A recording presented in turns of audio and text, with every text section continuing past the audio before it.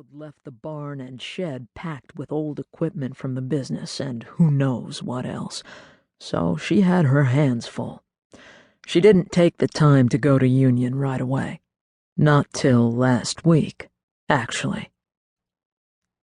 I could see it coming. And she found. The storage locker was one of those climate-controlled ones, so there was electricity. An old freezer chest was in there, plugged in. He was watching me closely, looking into my eyes as though judging my reactions. They probably taught that in state trooper school. There was a body in it. I thought I was prepared, but somehow I hadn't been prepared for that. She was frozen? All this time? She had been, on and off, but there'd been power outages, or the bills hadn't been paid some months.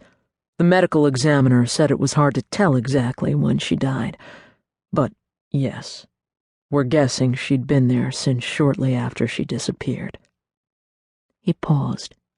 The ME identified her through her dental records. I sat at the kitchen table, looking at Ethan, but part of me was floating somewhere else, watching us. She didn't die naturally, did she? She was murdered. It seemed obvious, but I wanted to hear it straight out.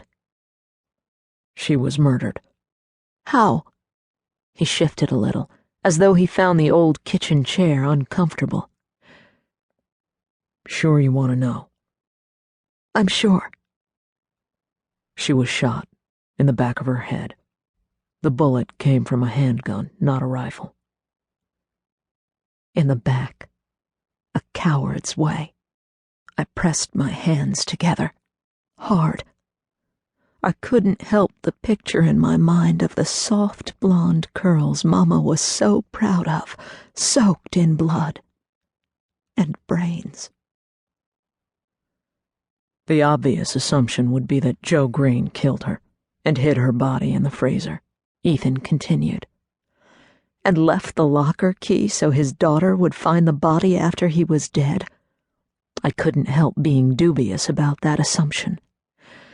Hell of an inheritance, Joe agreed, but all we have to go on.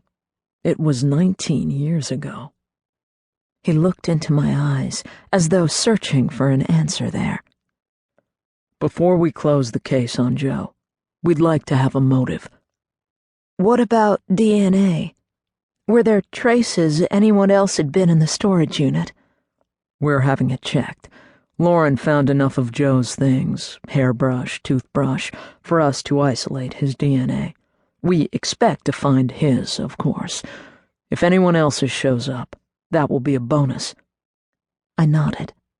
I'm talking to everyone who was around when your mother disappeared. According to the files, the officer on the case didn't interview you. Graham didn't want anyone upsetting me. She thought I was too young to be involved in the investigation. I paused and looked down at my clenched hands. I deliberately unfolded them. Do you remember much about that time? The room was silent except for the ticking of Graham's old wall clock. I remember the day she disappeared. Ethan pulled out his notebook. Do you mind talking now? The sooner, the better, as far as I'm concerned.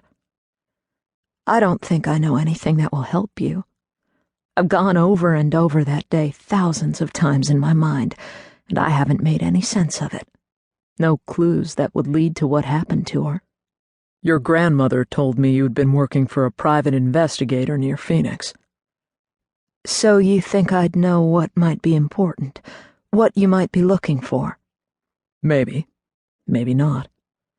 I'm hoping I can put something you remember together with something someone else remembers, and it will all suddenly make sense.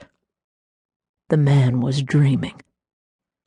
Or maybe Joe Green shot your mother and hid her body in a freezer, and we'll never know why. I need to know what happened.